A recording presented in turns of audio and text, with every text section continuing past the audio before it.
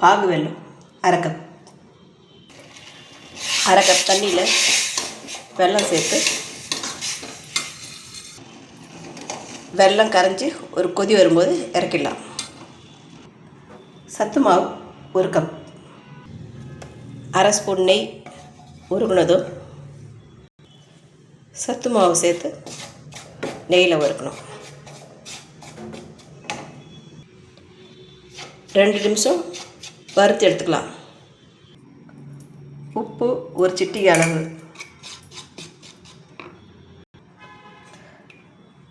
வெள்ளைப்பாக்கு சேர்த்து கலந்து வரணும்.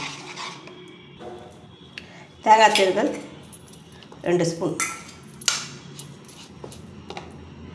இந்த அளவு சப்பாத்தி மாவு பதத்தில் பிசைஞ்சு நமக்கு பிடிச்ச ஷேப்பில் பிரிச்சுக்கலாம்.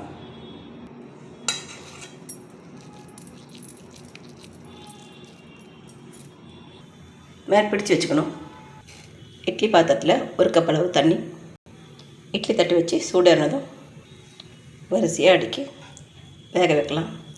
இதில் ஏலக்காய் பொடியை சேர்த்து அரைச்சிருக்க இந்த மாவில், அதனால் ஏலக்காய் பொடி சேர்க்க வேண்டிய அவசியம் இல்லை. வெல்லத்தில் தண்ணி அதிகமாக சேர்க்காமல் கொஞ்சமாக சேர்த்தாலே போதும். கரையிற அளவு மூடி 10 நிமிஷம் வேக வைக்கணும். இறக்கிடலாம். சத்து மாவு கொழுக்கட்டை குழந்தைங்களிலிருந்து பெரியவங்க வரைக்கும் எல்லோரும் விரும்பி சாப்பிடுவாங்க. ஈவினிங் ஸ்நாக்ஸாக செஞ்சு கொடுக்கலாம். ஹெல்த்தியான சத்து மாவு கொழுக்கட்டை.